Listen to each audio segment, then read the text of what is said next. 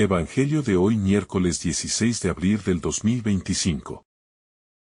Lectura del Santo Evangelio según San Mateo capítulo 26 versículo 14 al 25. En aquel tiempo, uno de los 12, llamado Judas Iscariote, fue a los sumos sacerdotes y les propuso: ¿Qué estáis dispuestos a darme si os lo entrego? Ellos se ajustaron con él en 30 monedas de plata. Y desde entonces andaba buscando ocasión propicia para entregarlo. El primer día de los ázimos se acercaron los discípulos a Jesús y le preguntaron: ¿Dónde quieres que te preparemos la cena de Pascua? Él contestó: Id a la ciudad, a casa de quien vosotros sabéis, y decidle: El Maestro dice, mi hora está cerca, voy a celebrar la Pascua en tu casa con mis discípulos. Los discípulos cumplieron las instrucciones de Jesús y prepararon la Pascua. Al atardecer se puso a la mesa con los 12. Mientras comían dijo: En verdad os digo que uno de vosotros me va a entregar. Ellos, muy entristecidos, se pusieron a preguntarle uno tras otro: ¿Soy yo acaso, Señor? Él respondió: El que ha metido conmigo la mano en la fuente, ese me va a entregar. El Hijo del Hombre se va como está escrito de él. Pero, ay de aquel por quien el Hijo del Hombre es entregado. Más le valdría a ese hombre no haber nacido. Entonces preguntó Judas, el que lo iba a entregar: ¿Soy yo acaso, Maestro? Él respondió: Tú lo has dicho. Palabra del Señor. Gloria a ti, Señor Jesús. En esta escena donde Jesús anuncia su entrega, emerge un tema profundamente humano: el dolor del amor traicionado. Jesús no solo conoce el destino que le espera, sino que también sabe que ese destino será precipitado por uno de sus íntimos. No es un enemigo lejano, un extraño, un forastero. Es uno que ha comido con él, que ha escuchado su palabra, que ha compartido sus noches de oración y sus días de misión. Esta herida, la traición que nace de dentro, es una de las más punzantes que el corazón humano puede soportar. Y sin embargo, Jesús no se encierra en el resentimiento. Nos muestra que el amor verdadero es capaz de atravesar el dolor sin corromperse. Que la fidelidad no depende de la respuesta del otro, sino de la decisión interior de amar con radicalidad. La figura de Judas se vuelve aún más impactante cuando recordamos que no fue excluido de la cena. Jesús, sabiendo lo que iba a hacer, le ofrece el pan. Este gesto, que parece ordinario, es en realidad una ofrenda de misericordia. El pan compartido en la mesa de Pascua no es solo alimento, sino símbolo de comunión, de amistad, de pertenencia. Al darle el pan a Judas, Jesús le está diciendo: Aún hay lugar para ti en mi amor. Y Judas, con ese pan en la mano, decide salir a la noche. No hay juicio más profundo que esa elección. Es el hombre quien se aleja de la luz, quien cierra su corazón. Pero la luz seguía encendida. Esta escena nos revela que Dios nunca se cansa de ofrecernos el pan de su amor. Aunque nosotros muchas veces optemos por las tinieblas. El contraste entre Pedro y Judas es clave en esta reflexión. Ambos fallarán. Ambos negarán, traicionarán, huirán. Pero uno volverá, el otro no. ¿Qué marca la diferencia? La humildad. Pedro llora, reconoce, se quiebra. Judas se encierra, se desespera, se quita la vida. No es el pecado lo que separa del amor de Dios, sino la falta de apertura a la misericordia. Pedro se deja mirar por Jesús, incluso después de su negación. Judas huye de la mirada del Maestro. Este contraste es vital. Nos recuerda que todos podemos caer. Pero solo la humildad nos devuelve al camino. El fracaso no es el final, mientras exista la posibilidad de volver. La verdadera tragedia es no abrirse al perdón. Volviendo a la mesa, donde se cuece esta escena de revelación y tensión. Hay un elemento que debemos destacar, el silencio de Jesús. Él no expone a Judas. No lo denuncia ante los otros. No lo humilla. Jesús protege la dignidad del traidor hasta el final. Este acto de delicadeza divina nos enseña que la verdad, cuando es pronunciada con amor, no necesita violencia.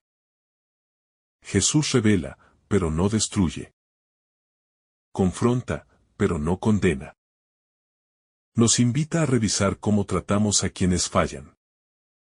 Cómo hablamos del pecado ajeno, cómo reaccionamos ante la fragilidad del otro. Somos como Jesús, que guarda silencio por respeto. O como aquellos que se apresuran a señalar con el dedo. Cuando Jesús afirma: ahora es glorificado el Hijo del Hombre. Lo hace en el contexto de la traición. Aquí se revierte la lógica humana. Para el mundo, la gloria es triunfo, reconocimiento, poder. Para Jesús, la gloria es la cruz. Es el amor que se entrega. Es la fidelidad que no se quiebra ante el rechazo. Esta inversión de valores es el núcleo del Evangelio. Nos cuesta aceptarlo, porque vivimos seducidos por una idea de éxito muy distinta. Pero Jesús nos muestra que la verdadera gloria no es la que se exhibe, sino la que se oculta en los gestos silenciosos de amor. La gloria de Dios resplandece en la entrega, no en la vanagloria. En esta escena, la cruz ya se vislumbra, y Jesús no la rehúye. La abraza como camino de salvación. El mandamiento del amor, que Jesús proclamará más adelante en esta misma cena, encuentra en este episodio su fundamento más radical. Amar es entregar la vida, incluso cuando no se recibe lo mismo. Es tender la mano al que va a herir. Es mantener la mesa abierta, aunque el corazón duela. Jesús no ama con condiciones. Su amor no está condicionado a la reciprocidad. Este amor es revolucionario, porque desarma todo egoísmo. ¿Estamos dispuestos a amar así? ¿O buscamos un amor que no duela, que no exija, que no arriesgue? La escena de la última cena es una escuela de amor real, profundo, encarnado. Uno de los elementos más inquietantes de este pasaje es cómo los discípulos, al escuchar que uno de ellos traicionará, no acusan a nadie. No señalan con el dedo. No dicen, es Judas. En cambio, se preguntan: ¿soy yo? Este detalle es profundamente humano y espiritual. Los verdaderos discípulos no se sienten exentos de la posibilidad del pecado. Saben que el corazón humano es frágil, que nadie está completamente libre del riesgo de traicionar. Esta actitud humilde es el inicio de toda conversión. Solo quien reconoce que puede caer, está en camino de salvación. Esta pregunta: ¿soy yo?, debe resonar en nuestro interior cada vez que escuchamos la palabra.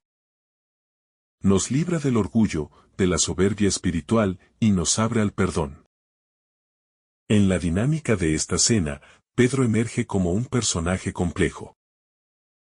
Lleno de fervor, de deseo de fidelidad, pero también de fragilidad.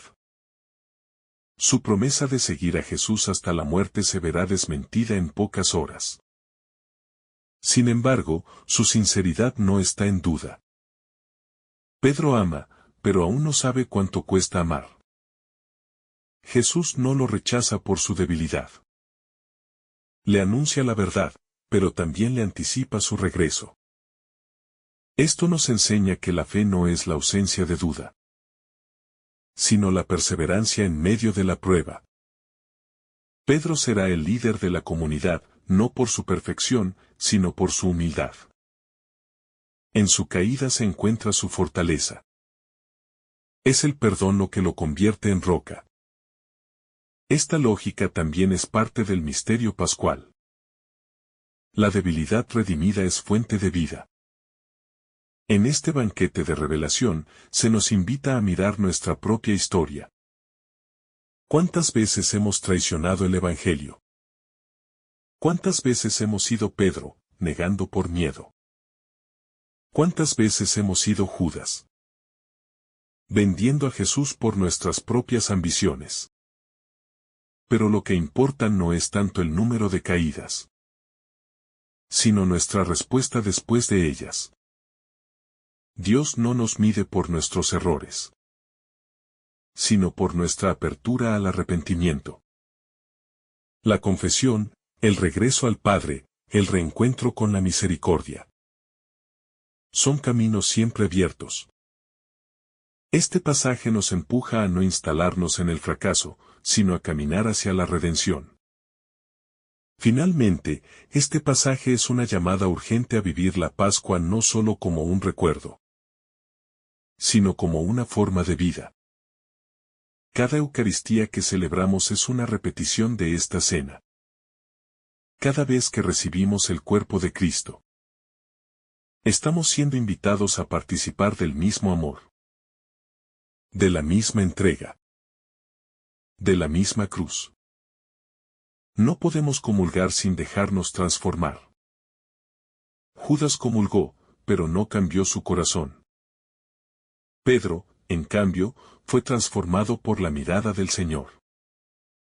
¿Qué hacemos nosotros después de recibir a Jesús?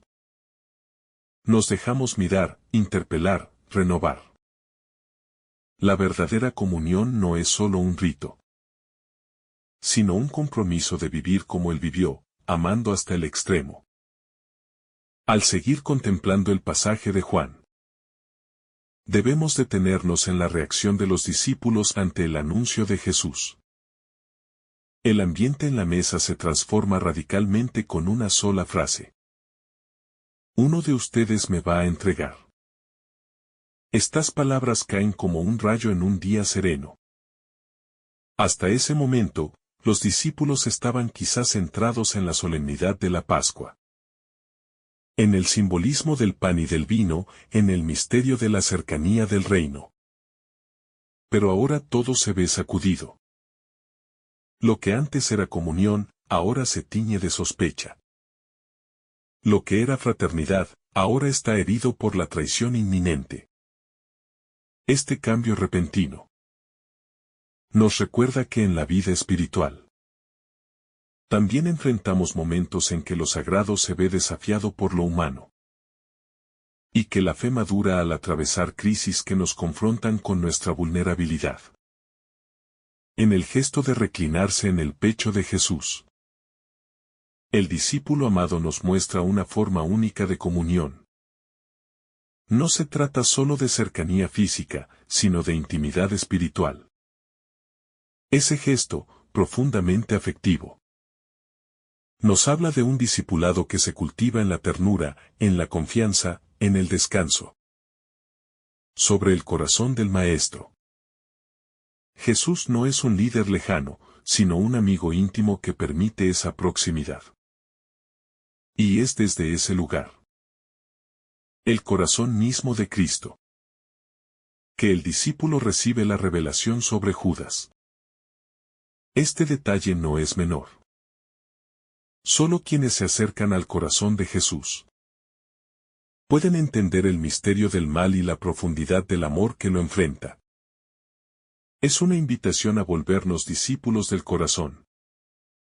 Cristianos que no viven solo desde la doctrina, sino desde la intimidad con el Señor. El Evangelio señala que, tras recibir el pan, Judas salió y era de noche. Esta afirmación no es solo una referencia temporal, sino una descripción espiritual. Judas se adentra en la oscuridad porque ha decidido cerrar su corazón a la luz. La noche simboliza el caos, el abandono, el alejamiento de Dios. Cada vez que elegimos actuar desde el egoísmo, desde la ambición, desde la indiferencia, también nosotros salimos de la luz y entramos en la noche. Este pasaje nos invita a examinar nuestras decisiones cotidianas. ¿Permanecemos en la luz o nos alejamos de ella? La noche no es solo un estado externo, sino una realidad interior que nos puede envolver. Si no cuidamos nuestra comunión con Dios. Jesús, sabiendo que está a punto de ser entregado, habla de su glorificación. Esta paradoja nos descoloca. Para nosotros, la entrega, la traición, el abandono son signos de fracaso. Para Jesús, son parte del camino hacia la gloria. Porque su gloria no reside en ser aclamado, sino en amar hasta el final. Esta glorificación que él anuncia no será en un trono, sino en una cruz. Esta enseñanza trastoca nuestra forma de entender el éxito. Nos dice que la verdadera grandeza se encuentra en la fidelidad a la voluntad del Padre. Incluso cuando ésta implique dolor, rechazo o muerte.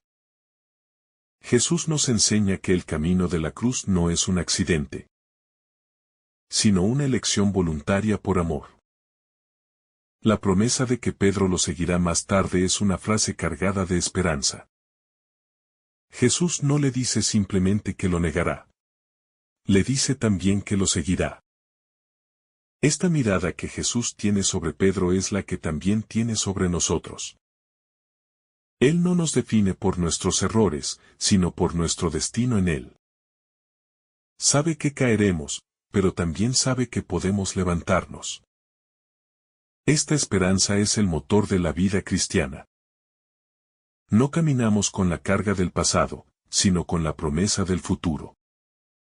Pedro llegará a morir por Cristo. Pero no antes de conocer su propia debilidad. La vida espiritual es este vaivén entre la caída y la gracia. Entre la negación y la fidelidad renovada. Entre el miedo y el amor que madura en el crisol del dolor. En este pasaje, la verdad se convierte en un acto de revelación compasiva. Jesús no oculta lo que va a suceder, pero tampoco lo lanza con dureza. Lo dice con un corazón que ama. En tiempos en los que la verdad se usa como arma para herir. El modo en que Jesús comunica la traición nos enseña otro camino. Se puede decir la verdad sin destruir. Se puede advertir sin condenar. Se puede corregir sin aplastar. Esta pedagogía del amor debe ser parte esencial del testimonio cristiano. Necesitamos aprender a decir la verdad como Jesús la dice. Con ternura, con dolor, con esperanza. Porque solo esa verdad transforma, solo esa verdad libera, solo esa verdad salva. El desconcierto de los discípulos revela también nuestra dificultad para comprender el misterio del mal. ¿Cómo es posible que uno de los suyos lo traicione? ¿Cómo puede alguien que ha visto sus milagros, escuchado su palabra, sentido su ternura, llegar a tanto? Esta pregunta nos atraviesa cada vez que vemos el mal operar. Desde dentro de nuestras comunidades, nuestras familias, nuestras propias decisiones. Este pasaje no da explicaciones filosóficas. Pero sí nos señala que el corazón humano es libre. Y que incluso frente a la bondad más pura, se puede escoger el rechazo. No hay amor auténtico sin libertad. Y esa libertad puede ser usada para construir o para destruir. Jesús respeta esa libertad hasta el final, y en ello se manifiesta su grandeza. Finalmente, este pasaje es una invitación. a entrar en el misterio pascual no como espectadores, sino como protagonistas. La pasión de Jesús no es un drama ajeno, sino una historia que continúa en nuestra vida. Cada vez que amamos cuando cuesta, que perdonamos cuando duele, que nos mantenemos fieles en la oscuridad, estamos participando de su cruz y de su gloria. Este texto nos llama a ser discípulos verdaderos, no solo de palabras, sino de vida. A reclinarnos sobre su pecho. A llorar nuestras negaciones. A rechazar las tinieblas, a permanecer en la luz. Es un camino exigente, pero es también el único que conduce a la vida plena. Que este Evangelio transforme nuestro corazón y nos haga vivir con la intensidad del amor que se entrega hasta el extremo. Si esta reflexión te ha gustado, recuerda dar like, dejarnos tu intención en los comentarios y activar la campana de notificaciones para que todos los días recibas estos mensajes. Te saluda tu hermano Francis deseándote un día lleno de bendiciones.